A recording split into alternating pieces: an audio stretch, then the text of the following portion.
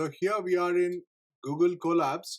I have placed my Jupyter notebook here. I will run you through the complete notebook step by step, and we will try to understand how we will do the regression, and we will create the models and check which model is the best for us.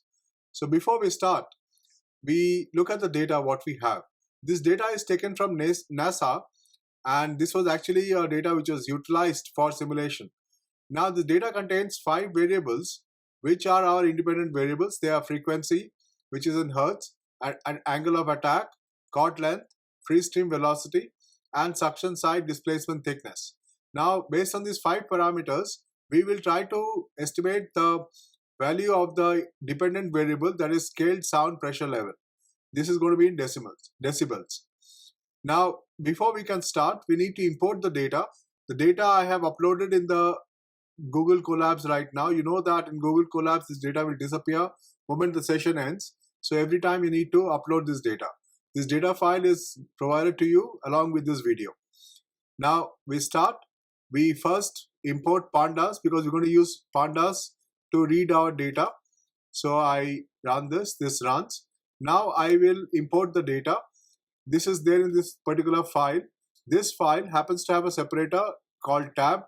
So the tab separator has been specified, and this file has no header. We will soon see this.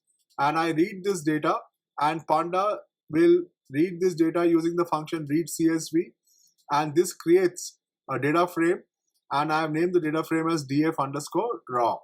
So let's run this. So you see that the data has been read. So you notice that there is no header. So all the columns have been numbered as 0, 1, 2, 3, 4, 5. There are 6 columns. So let's now name the columns so that the data looks better for our analysis purpose. To name the columns, I use the function rename, and I give each column a name as per the data definition that we have received. So I will do this, and after renaming, I will store it in a data frame called df. So let's run this and see what our data looks like at the end of this execution. So notice that we have now renamed our columns. The columns have got the names as per what we have given. The first 5 columns contain our independent variables, and the 6th column contains the dependent variable. We can see the shape of the data by saying df.shape, and it tells us that we have 1503 rows and 6 columns. So this is what is our data. We can have a little bit more exploration into the data. So we look at what are the data types of the columns we have got. So you notice that the frequency is an integer, and the remaining columns are all floats. Now we need to do some analysis of the data to check whether we have got any missing values or not. So let's do that. So we do that by checking if there is any null in my data, and I will count the number of nulls that we have using the sum function. So in this data frame, I'm checking whether any null is available, and if they are available, I will count all of them and check the sum. So I run this. So notice that all the columns, there is no missing values. So our data does not require any cleaning. We can proceed. Before we proceed, let us do some exploratory data analysis of our data to find out the characteristics of the data which we have. Now first thing what we do is we see the distribution of the data in each of the columns. So for that, I'm going to plot a histogram. So basically what I'm doing is that I'm creating a plot. This plot function I'm getting from matplotlib.pyplot, and then I'm running through each column in a loop. And for each column, I'm going to create a histogram with 20 bins. So this is what I'm going to do. So let's run this command now. So when I run this command, notice that the histograms are created. Now let's study the histograms a little bit. Now notice that the histograms have got one significant aspect. The first 5 columns, which are our independent variables, the data distribution has got no pattern. It is absolutely haphazard. If you notice, the first 5 columns, the data distribution is absolutely haphazard. However, the 6th column, which is our dependent variable, the data distribution is more or less normal. So we can conclude that no matter what is the type of input being provided or what is the combination of input being provided, the dependent variable is more or less predictable. So this is a good candidate for using a regression model to estimate the value of the dependent variable. So we have established so much. Now let us proceed further. We notice that the ranges of values in each of the variables is quite different. So if you notice the y-axis or for each of the variables, the ranges of values you will notice are quite different for all the variables. So let us draw a box plot for each of the columns and check what is the range of values which we have in the variables and whether we have any outliers or not. So we run that and we create the box plots. Now the box plots are ready. You notice that the distribution of the data in the box plots is given. Now the one thing is very clear, that every column contains data in different magnitudes. So we need to do some amount of scaling. That is a given for us, that we need to scale the data to make a regression model which will be reliable. Also notice that in the variable attack angle, there seems to be some outliers. These are the areas in the box plot which provide outliers. This is outside the Tukey's boundary. So we can leave it as it is, or we can check whether it is possible for us to remove these outliers. We see too many outliers here in the thickness column, so we will not touch that. So let us find out how many outliers we have in the attack angle column. I can do that by using df.query, the query function I can use, and I give my criteria for the query as attack angle is greater than 20, basically because look at the box plot, beyond 20 there seems to be the outlier. So based on that observation, I am saying that tell me number of rows which I have where attack angle is greater than 20. So I just run this and I notice that there are 30 rows where attack angle is greater than 20. Now 30 happens to be a relatively small number as compared to the total number of data points that we have. We have got 1503 data points which we established some time back. I will just show you that once again. Notice that we have got 1503 data points, rows of data. So 30 seems to be a relatively small number. Just for the sake of exercise, let us clear out these rows. This is not really necessary. So let us remove the rows where we have this data where attack angle is greater than 20. So I create another data frame by using df.copy. This will create a separate copy of the data frame, and so the original data frame will not get overwritten. So I make another data frame called df_clean, and in this df_clean data frame, I only retain all the rows where attack angle is less than or equal to 20, because we want to get rid of the rows where the attack angle is greater than 20. So once I do that, let us see how many rows are left with us. That is 1473. That is 30 rows have been removed. So now we have our data. Now just for the sake of our verification, let us again draw the box plots and check what we get. So once we draw the box plot once again, see that in the attack angle the outliers have been removed. So now we have our data. Let us now next check whether there is any correlation between the dependent variable and the independent variables.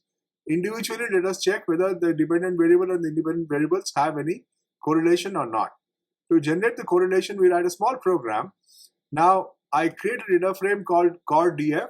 This is the data frame which contains three variables: the dependent variable, the feature is basically the independent variable, and what is the correlation between the dependent variable and the independent variable.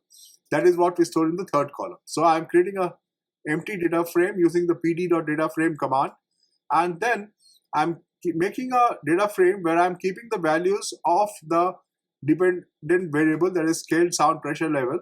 I'm keeping these values of this column in this data frame, and then I'm looping through the remaining columns of the data frame, and every time I'm taking out the values of one column, and this column I'm storing it in another data frame called df2.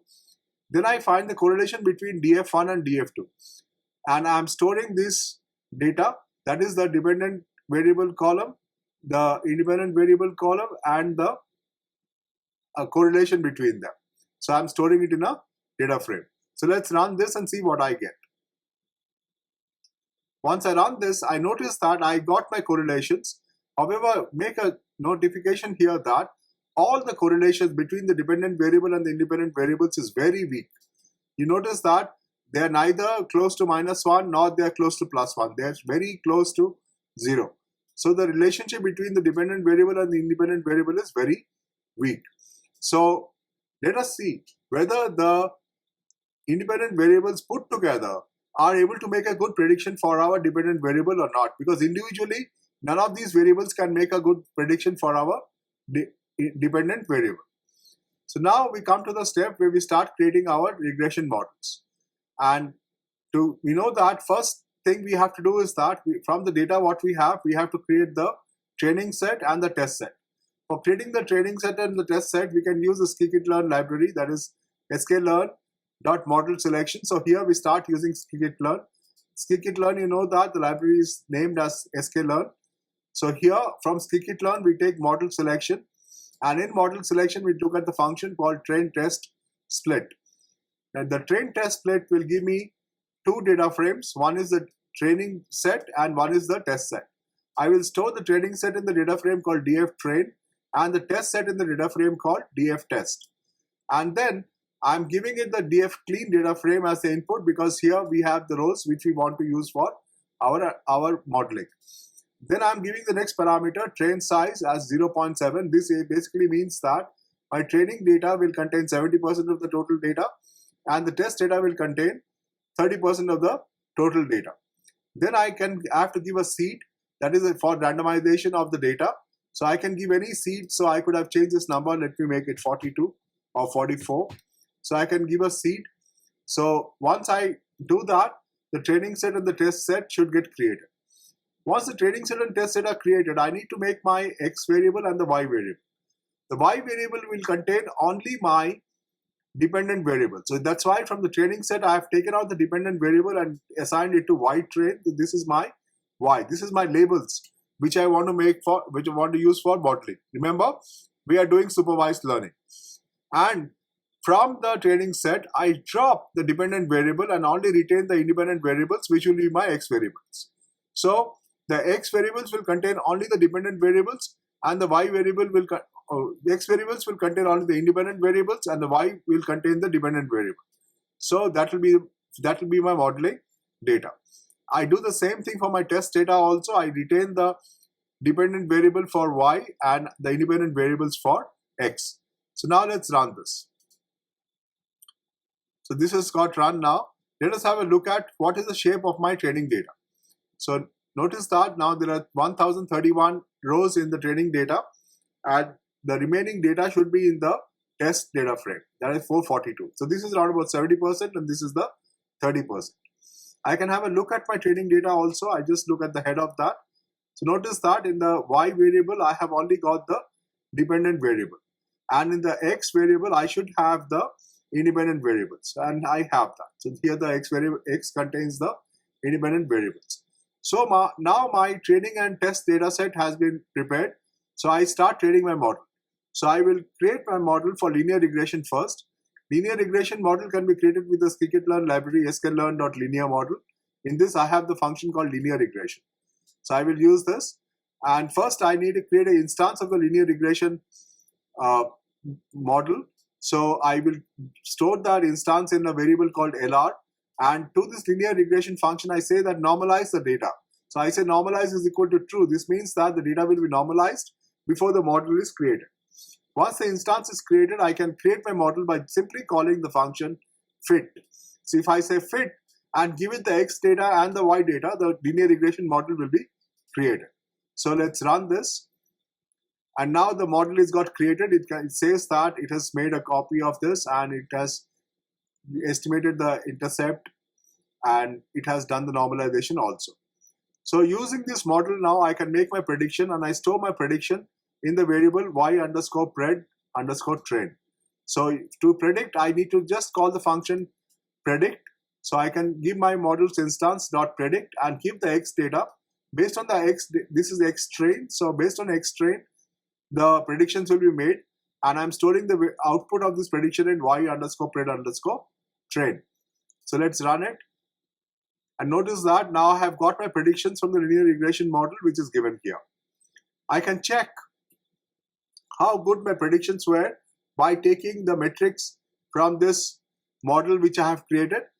Now the metrics are available in the library called sklearn.metrics. So I have imported that and named it as SM. Now in this metrics library, I have a lot of functions. I have taken a few of them. I have taken the mean absolute error, the mean square error, the median square absolute error, and the explained variable score, variance score, and R square. So these are the 5 parameters which I have taken for evaluating all our models. So let us see how to use them. Now, important thing to notice here is that whenever the metric is ending with an error, that value should be as low as possible, and whenever the metric is ending with a score, that value should be as high as possible. So let us run this now and see what metrics we get for our training data on linear regression model. Notice that the mean absolute error is 3.57 and the mean square error is 21.52. We will have to see whether other models generate better metrics or not. Important thing to notice here is that the R square value is about 54%. So the predictability of this model is around about 54% from the data what we have given them. However, notice that this figure indicates that the variables put together, the independent variables put together, are predicting the dependent variable much better than the individual independent variables predicting the dependent variable. We have seen that the correlation between the variables is very poor. Now, I could make the prediction on my test data also and check how much my model behaves on this test data. So I run the prediction on my test data and check the metrics on this test data. So when I run it, notice that the R square figure is coming to 0.5. It is slightly less than the training data it is expected. And also the error, the mean absolute error has gone up slightly to 3.95, and so has the mean squared error to 25.19, etc. So now we have made our linear regression model. Next, let us make the random forest model. So we will make our regression model using the random forest algorithm. Now for this, the random forest algorithm is available in the function called random forest regressor, and this function is available in the library sklearn.ensemble. So this is the library where we have the function random forest regressor. So I basically require to make an instance of random forest regressor. However, like we found out that the data requires to be scaled because all the variables have different ranges of data. For scaling the data, we use the standard scaler. I could have used any other scaler also. You can check it out, like min-max scaler or normalizer, etc. So I use the standard scaler, and the standard scaler is available in the library called sklearn.preprocessing. So I've imported that. And then, since I'm going to run the scaling first and then the random forest regressor, I need to make a pipeline. To make a pipeline, I require the function make pipeline. This make pipeline function is available in the sklearn library under sklearn.pipeline. So I've imported these libraries and then I make my random forest model. I create the instance as RF, and then after I create my instance as RF, I will create the model by just calling fit. So when I call fit with the training data and with the training data, it will create the random forest model. So let's run this.